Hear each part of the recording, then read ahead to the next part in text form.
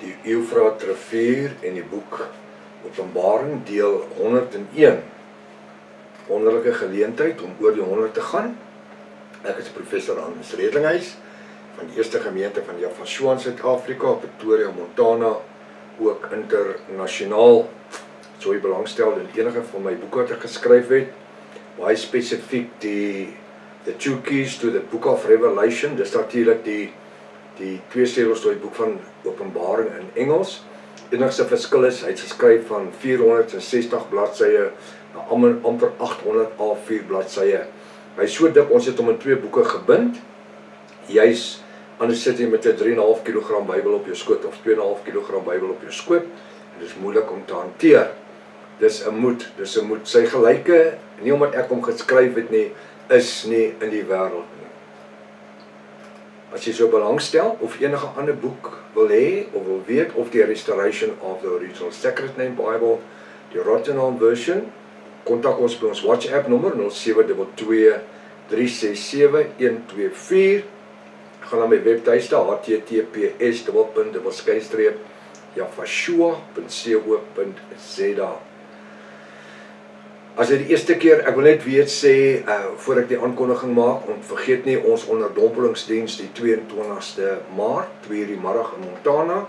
So jy belangstel, kontak my asseblief, dat ek met u vir u die pin location kan stuur, aanwysigings en natuurlik die moets en die moenies. As dit die eerste keer is dat jy na die reeks kyk, is verskriklik welkom. Gaan na deel 1, begin by deel 1, dis uiters belangrik. Teken in, sodat jy al die verskillende, met ander woorde subscribe, die Engelse terme, sodat jy al die verskillende kennisgewings van ons studies kan kry. Prys die naam van Java. Deel dit met ander, en dit is baie noodsaaklik dat jy die bonatuurlike waarheid van Javashua moet uitdra. Ons is besig met Openbaring hoofstuk 19 met vers 14. Die bruid volg hom op wit perde. Dit is punt 27:11 sou u die twee sleutels tot die boek van Openbaring as 'n handboek hê. Dit is uiters belangrik dat jy die boeke moet hê. Daar's jare en jare en jare.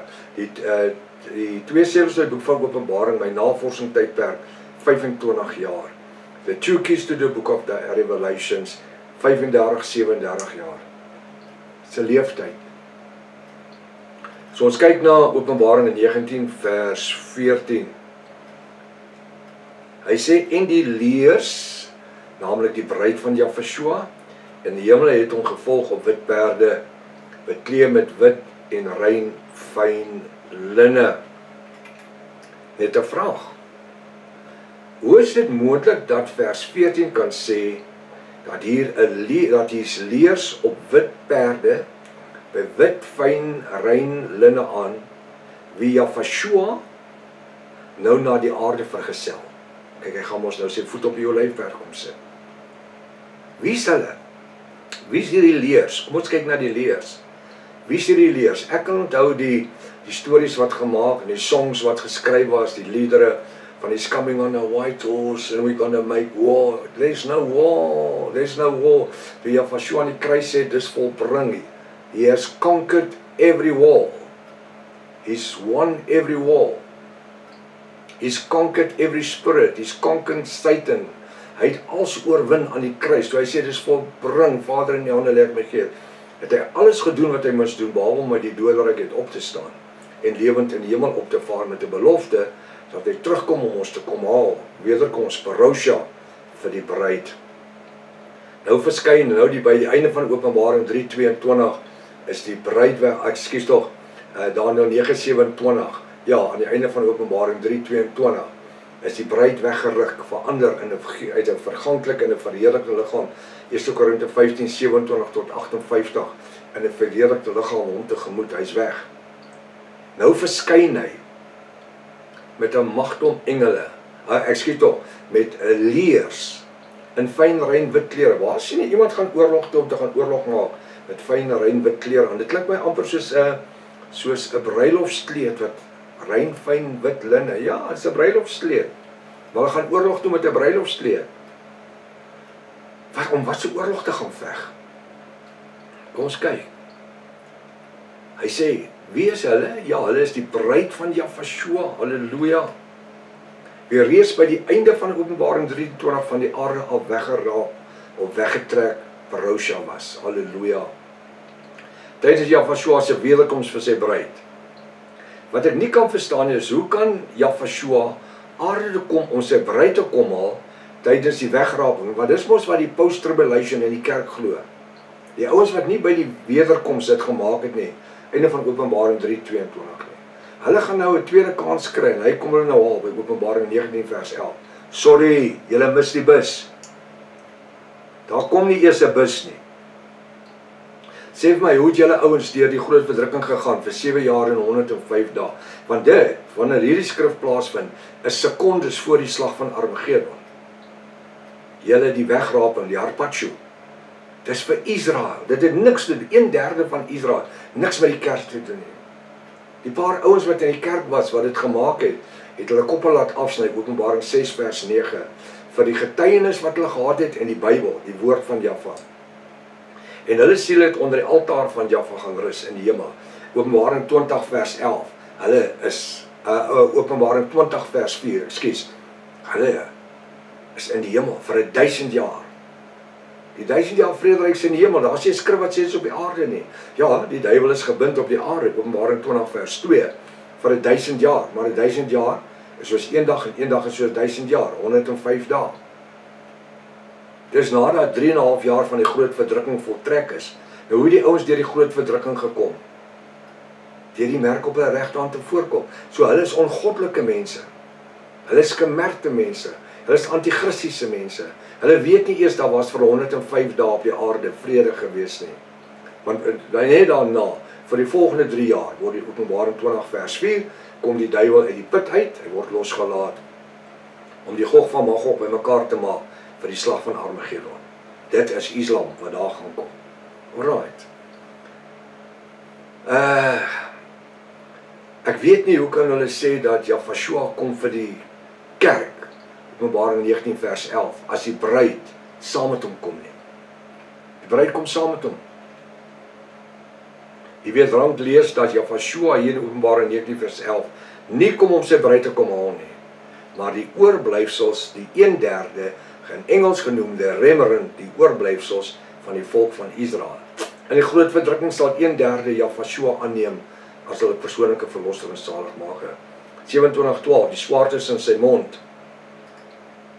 Hy sê in vers 15, so Openbaring 19:15, en uit sy mond, Jahvashua se mond, gaan daar 'n skerp swaard. 'n Skerp swaard. Om die nasies daarmee te verslaan. Oorlog maak, kom op 'n wit perd. Waar kom hy die swaard vandaan? Hy sy skede uit in sy hand? Ek kan ons Afrikaans lees. In sy mond. Wat gaan hy doen? Oordeele spreek. Om die nasies daarmee te verslaan, en hy sal hulle met 'n ysterstaf regeer, verslaan. En hy trap die parskruit van die wyn van die grimmigheid en van die toorn van Jahwe die Almagtige. Die wraak gaan hy op hulle uitgooi. Nou dat ons hierdie spesifieke versgedeelte gelees, sal ons nou met elke gebeurtenis bestudeer, stukkie vir stukkie. Ons gaan dit opbreek. Hebreërs volgens vers 11 bewus dat hierdie swaard wat uit die mond van Jahvashua uitgaan, is nie 'n swaard van staal nie, maar die woord van geregtigheid. Hy gaan oordeele spreek. Wanneer vers 15 sê om die nasies daarmee te verslaan, beteken dit dat hierdie antichristiese nasies gaan in hulle ongoddelike dade gaan hulle voorverantwoordelik doen. Hy kom hulle met die woord verslaan. Hy kom die oordeele uitspreek. Hy kom inteendeel eintlik om Israel 1/3 te kom verander, want hulle gaan die Jacob's bride uitmaak. Onthou, ek het verduidelik in die studie, ons het die Gentiles bride wat ons is, en dan het ons natuurlik, ekskuus tog, nou weer 'n snaakse haartjie in my neus hierso. En dan het ons natuurlik nou weer die tweede gedeelte wat dan Jacob's bride is, die 12 stamme van Israel. Met ander woorde, wie uit Israel uitkom, het ons dit. Ek sê 12 stamme van Israel, ek meen om te sê 2 stamme van Israel, want die ander 10 noordelike stamme was die heidene wat ons was, né? So hy kom vir Jakob se bruid. En dan saam gaan hulle, die vrou gaan die bruid wees, en dan die vrou van die lam. Openbaring 20 vers 7, hy praat daarvan 20 vers 6, 20 vers 7, korrigeer my. Hy sê, en sy sal genoem word die bruid, die vrou van die lam. As hulle gesamentlik is, die vrou van die lam. Wanneer ons nou die volgende gedeelte van vers 15 lees, moet u na die beeldspraak oplet, wat hier gebruik word. En hy het hulle met 'n ysterhand regeer. Wat sê u? Nou as hy vir die kerk kom, die post-tribulation ouens, het hy julle in die groot verdrukking daar met 'n ysterhand regeer. Ja, hy het die ouens met 'n ysterhand regeer, die ongoddelikes. Wat sê u? Wat gebeur hier? Alles wat u in die boek Openbaring van gelees het, vanaf Openbaring 6 vers 1 tot by Openbaring 20 vers 14 is dit, wat Jahwe ons Vader toegelaat het om deel van hierdie antichristiese bevolking van die wêreld te wees. Ons weet reeds dat die verskriklik gaan wees en hulle wie in hierdie groot verdrukking gaan leef, dit sal vir hulle wees soos in die einde van die dae. Gaan verskriklik wees. Dit sal vir hulle wees asof hulle met 'n ysterstaf regeer word. Dis net voor die slag van Armageddon. Wat u nie moet vergeet nie, is dat die boek Openbaring geheel en al eskatologies van aard is. Nou wat is eskatologie? My studente weet dit in die eerste jaar. Die begin, die middel, die einde. Begin, middel, einde. Daniël, Jahwe, eindtyd. Dis eskatologies van aard en daarom is 'n gedeelte, byvoorbeeld die eerste 6 kerktydperk, Openbaring 2 vers 1 tot by Openbaring 3 vers 19, verwysend na die eindtyd, Openbaring 3 vers 14 tot by Openbaring 21 is die huidige tyd waarin ons tans in 2025 leef, naamlik die tyd van genade. Ons leef in die tyd van genade.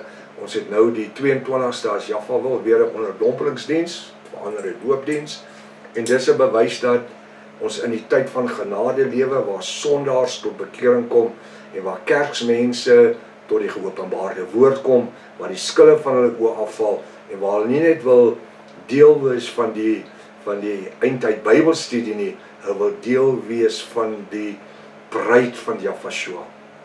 Ons is nie 'n kerk of 'n denominasie of organisasie nie. Ons het nie lidmaatskap nie. Jy moet in die liggaam van Jahwe ingebore word. En dit gebeur volgens Johannes 3 vers 1 tot 11 deur die bad van wedergeboorte. Om iemand te beklee in die naam van Jahwe. Galate 3, 26, 29. Handelinge 2 vers 36 tot 41. Die eerste dag wat Petrus die sleutels gebruik om die koninkryk oop te sluit vir die mense. Toe kom 3000 siele tot bekering. Hulle word geonderdompel in die naam van Jahwe tot vergifnis van sonde. Nie die naam van Jesus nie. Die naam van Jesus het eers 600 jaar later gekom. Daar was nie 'n naam Jesus nie. 1600 jaar later. Nadat Petrus die mense geonderdompel het in die naam van Jahwe, hy en die apostels. 200 jaar later vind die vertaling plaas vanuit die Hebreëus in die Grieks. En dan word die naam Jahwe verander na Isis, die songod. En in die 16de eeu dan word Isis Jesus. Dis een en dieselfde songod, Isis Jesus, noem hom net soos jy wil. Songod, Nimrod, Zeus.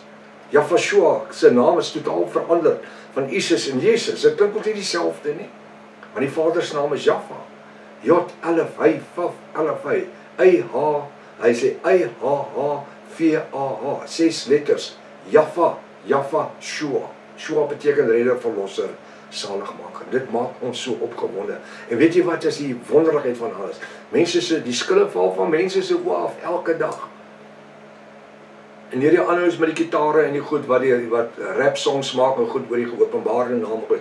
Weet jy wat, dit maak mense so nuuskierig dat hulle bel en sê, prof, ons het na die ouens goed geluister, vertel jy ons, wat sê die woord?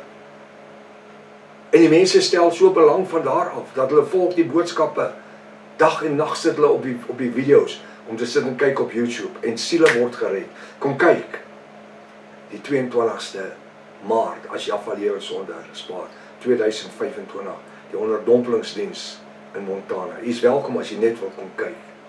Jafashua is in beheer. Hy is gister, vandag en tot aan al ewigheid dieselfde. Hy het nog nooit verander nie. Met ander woorde, vandag 2025 leef ons naamlik die tyd van genade. Ek praat van die tyd van genade, want siele kom tot bekering. Mense word gevul met die Ruach, halleluja. Wat 'n voorreg, wat 'n blydskap. Ek is so bly ons kan deel wees van hierdie bediening. Ons is nie die bediening nie, ons is deel van die bediening. Dis Jaffa se bediening. Ons is net die instrumente.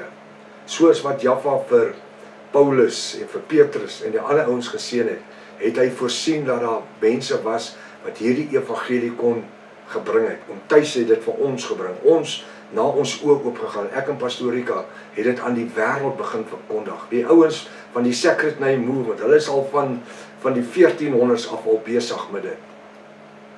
1500s, 1400s, 1500s, is hulle besig met die geopenbaarde name. En elke keer is daar iemand wat dit vorentoe vat, en elke keer is daar iemand wat dit verder vat. En in tussentyd spring die duiwel op en af, en hy maak somersaults, en hy maak snaakse geleide. Dit pla ons nie, dit pla ons nie. Hulle kan maak net wat se geleide hulle wil. Die Bybel sê al, val 1000 aan jou linkerkant, en 10.000 aan jou regterkant, na julle toe kom dit nie aan nie. Weet jy wat sê die woord?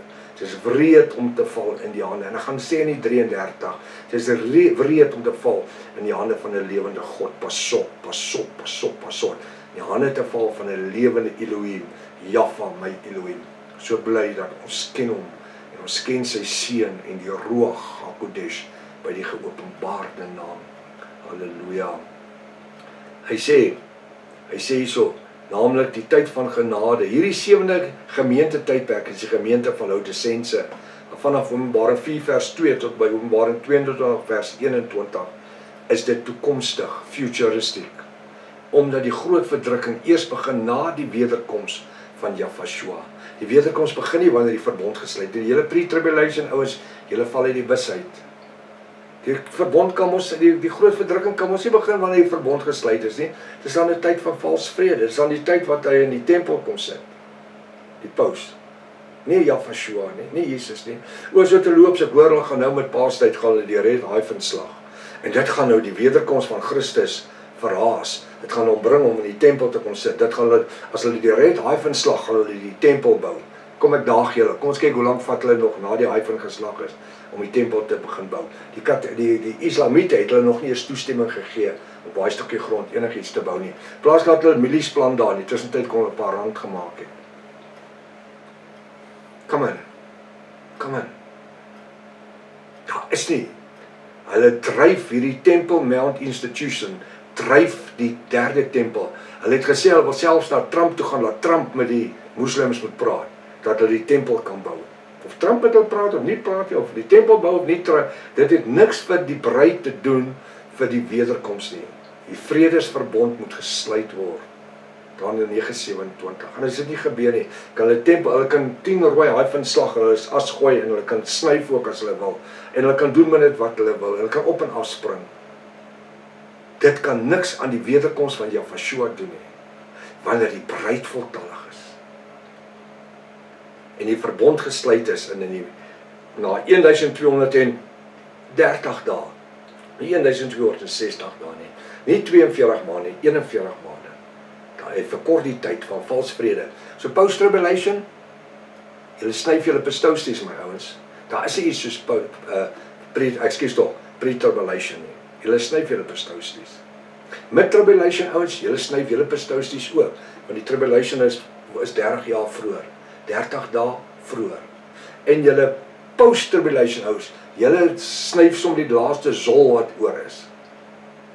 Verstaan nie wat ek sê? Daar is nie 'n post-tribulation nie, want is alles verander in die feit dat hy die tyd geskuif het. Daniël 9:27, Daniël 12:11, Daniël 12:12. Vandat die wederkoms gebeur het, 2625 dae, 7 jaar en 105 dae, wederkoms Armageddon. So eenvoudig soos dit. As jy kan Bybel lees, sonder om jou kerkteologie en dogma daaraan te koppel. Kyk of jy die volgende gedeelte van vers 15 se beeldspraak self kan verduidelik. En hy, dis Jafashua, trap die persparskruip van die wyn van die grimmigheid, die paskruip van die wyn van die grimmigheid, en die toren van die Almagtige, die toren, die kwaad. Die verklaring vir hierdie gedeelte van vers 15 is tweeledig, en daarom sal ons dit gedeeltelik moet ontleed. Die beeldspraak in hierdie eerste gedeelte, waar verwys word dat hy trap die paskruip, is verwysend na die marteling en kruisdood van Jafashua. Hy het klaar die paskruip getrap, eerstens, toe hulle hom 2000 jaar terug gekruisig het. Wanneer hy dieselfde versgedeelte, wanneer hierdie selfde gedeelte verklaar, van die wyn van die grimmigheid, het dit te doen met die wraak van Jaffa, reeds op die antichristiese mensdom, wat hy sal uitstort tydens die groot verdrukking, daai 7 jaar, 105 dae. En die feit dat Jafashua in hierdie skrifgedeelte met die swaard van geregtigheid in sy mond gaan oordeele uitspreek, hy kom nie oorlog maak nie, teenoor die ongoddelike mensdom. Hier in Pretoria, so 5-6 jaar terug, het 'n pastoor met 'n wit perd ingery gekom, met 'n wit kleed en 'n kroon en 'n swaard. En toe gaan die mense, hulle is sommer omgeval en rondgerol en in die gees gespring en teen die mure vasgehardloop en goed, dis die einde. Dink die ouens het bang geword vir die perd. Die ouens kan nie eens woord lees nie, net Bybel lees. Dan het jy nie 'n komiek nodig om te maak nie. Jy het nie nodig om daai tipe uitbeeldings wat ontotaal en al onskriftelik, totaal Rooms-Katoliek geïnspireer, Satan geïnspireerd is, om mense se gedagtes op 'n dwaalspoor te bring. Ek is so bly vir een ding, ons kan Afrikaans lees. Wanneer ons die laaste sinsnede van vers 15 lees, vind ons dat hierdie wraak van hom, dis Jaffa ons Elohim, wie op die wit perd sit, het die goedkeuring van Jaffa almagtig, wanneer hierdie versgedeelte verklaar, en van die toren of die haat van Jaffa die almagtige. Jafashua kom in die autoriteit van Jaffa die Vader, reeds, om die vloek oor hulle uit te spreek. Halleluja. Ek is so bly, dat, hy gaan dit nie oor ons uitspreek, nie die bruid nie. Hoe kan jy dit sê, prof? Wel, ons kom saam, ons gaan op die perde sit en kyk hoe gebeur alles. Ons kom as deel van die toeskouers, ook in wit, fyn, rein klere.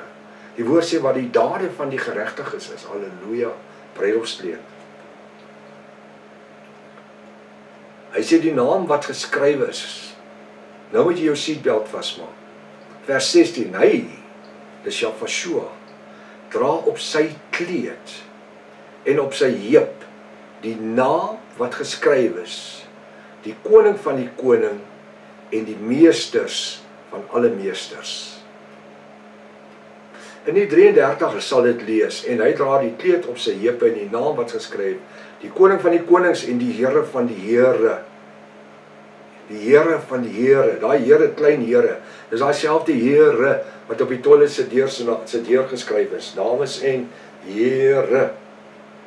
So Jafashua is ook die toilet se konings. Nee, my ou. Jy sien Hosea 2, 16, 25, Hosea 2 vers 15 en 16 sê, jy sal my langer noem my Here nie, maar my man, my Baal. Vers 16 sê, dan verwyder ek die naam van die Baal, die Here, uit julle midde uit. Ander skrif kom hy sê, jy sal sê, Here, Here, in die naam het ons duiwels uitgedryf, is seker gesond gemaak. Hy sal sê, gaan weg jou vervloekte, ek ken jou nie. Want wat beteken Here? Baal. So eenvoudig soos dit. Kan ek Afrikaans verstaan? Kan ek Afrikaans lees? Ja of nee? Is ek verblind deur die kerk dogma en leerstelling? Net jy sal weet. As jy Jafis is, dan sê jy nee, natuurlik nie. So hy dra op sy kleed en op sy heup die naam. Hoekom dra hy op sy heup? Kyk wat sê hy. En hy dra op sy kleed en op sy heup die naam wat geskryf is. Nou wil ek vir u vra, sê vir my, wat lees u tussen die lyne daar? Hoekom dra hy op sy kleed en op sy heup die naam? Kan jy vir my sê? Kom, wat sê u pastoor? Wat het die college jou geleer? Niks, aziko, nothing. Jy sien, dis geopenbaarde woord. En hy dra op sy kleed die naam. Die bloed is op sy kleed. Sy kleed was bevlek. Jesaja 53 sê, sy kleed is bevlek. Hy is bevlek deur die bloed van die lam. Hy het so gebloei dat hy nie sy krag gehad het, dat hy sy eie kruis teen Golgotha kon opdra nie. Simon van Sirene, hy kom van Sirene, dorp toe gekom, om tot om knoffel en pastous te koop. En toe kry die Romeine hom daar so, en sê, gryp daar, help dra.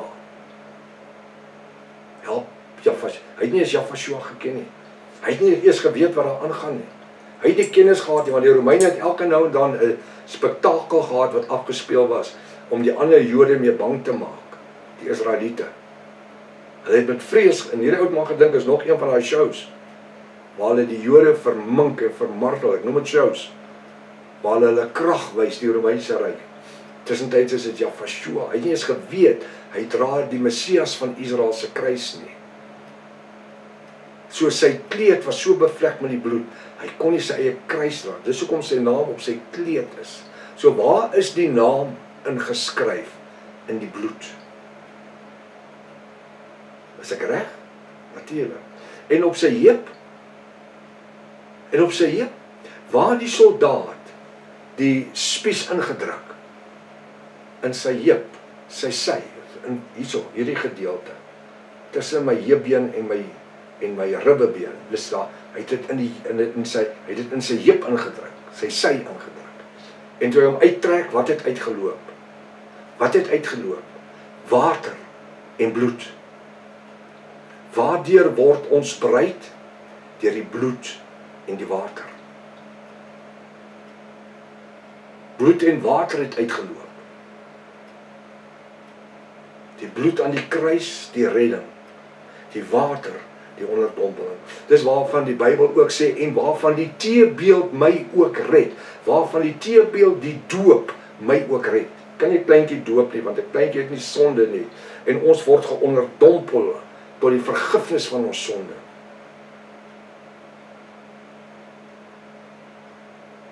Ek het nou die dag 'n video gesien wat iemand vir my gestuur het, waar die Katolieke die ding gehoor het van die kind moet, hulle het gehoor, jy moet geonderdompel word tot vergifnis van jou sondes, Markus 16 vers 16.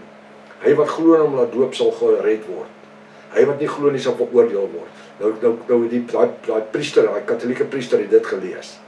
En hy vat daai kleintjie, maar hy het 'n bak water. Nou staan die ma en pa daar so, en die priester staan daar.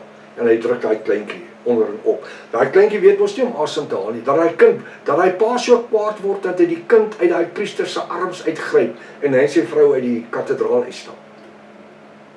Toe versuip daai priester amper die kind, omdat hy die klok oorslaan en nie weet waar die kerk is nie. Die Bybel sê, bekeer jou en laat jou doop. Het help jy versuip die kind nie. Daar's geen redding daarin nie. Daai kind het nie sonde nie. Maar die sonde is van die 3de en die 4de geslag. Hy sê, van die wat my haat. Mense wat hulle kinders wil laat doop, haat nie Jaffa nie. Hulle is net godsdienstig deur mekaar, is al. Tradisioneel, nog nie die lig gesien nie. Dis al. Ons bid vir sulke mense laat hulle ook opgaan. Want is tradisies. Maar die Bybel sê, hy wat glo en hom laat doop, sal gered word, en dis wat dit hier gebeur. Met ander woorde, deur die bloed en die water. Wanneer 'n kind gebore word, die ma verwag, eers sien sy die teken van die bloed. Daarna sien sy die breek van die water. Daarna die nuwe kind, die nuwe lewe. Ons ook. Ons sien die teken van die bloed van Jafashua, sy kleed wat vol bloed is. Hy red ons deur sy bloed. Dan sien ons die breek van die water, bekering deur die bloed, dan die water, waarvan die teebeeld, die doop, my ook help om gered te word. Dis als deel van stukkies van die puzzle, die een het die ander nodig, en dan die nuwe lewe, waar ek in heiligmaking Jafashua moet dien, die res van my lewe. Hoe maklik is dit? Hoe wonderlik is dit? Ek dink aan broer David, ons IT-persoon daar in Lichtenburg, wat so pas vir Petro geonderdompel het, hy het my die video gestuur. Hy is nou met daar besig vir hoe lank, wat hy daar deurgevat het. En ek vir jy sê, broer David is nie is nie 'n pastoor of 'n ingeskrewe student nie, maar hy's 'n woordstudent. Die tyd wat hy in die woord spandeer, en toe hy daai onderdompelingsdiens doen, dis opgeneem op 'n kamera, op 'n video, op 'n selfoon, het hulle vir my gestuur. En dis 'n gewone broer. Hy het my gesê, prof, wat moet ek doen? Ek sê, dis hoe jy dit doen. Ek het my inligting gegee, want ek kan nie Lichtenburg toe ry nie, en daar is nie 'n ander pastoor nie. En Petro is juis van Lichtenburg, of vir Petro ek sê, baie geluk, wonderlik, bo natuurlik. Sy sê so, toe sy klaar is, toe sê broer David, wel toe ek met haar praat ook, toe ek haar geluk wens, na broer David my die video gestuur het, toe sê hy, sy prof, ek is so bly, nou is ek 'n volbloed Javis. Ek is 'n volbloed Javis. Ek sien net 'n Javis by die naam nie. En weet jy wat?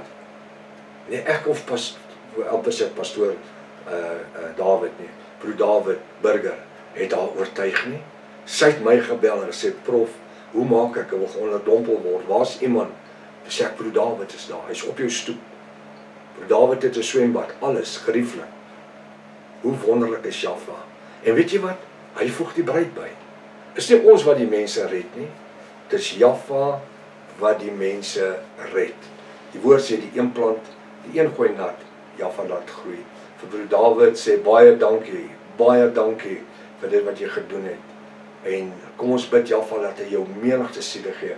En so ook al die ander wat besig is om siele in te bring vir die koninkryk van Jaffa. Tot volgende keer as Vader Jaffa wil. Lewensondheid spaar, so sy wil is. Maranatha. Jaffa kom weer. Halleluja.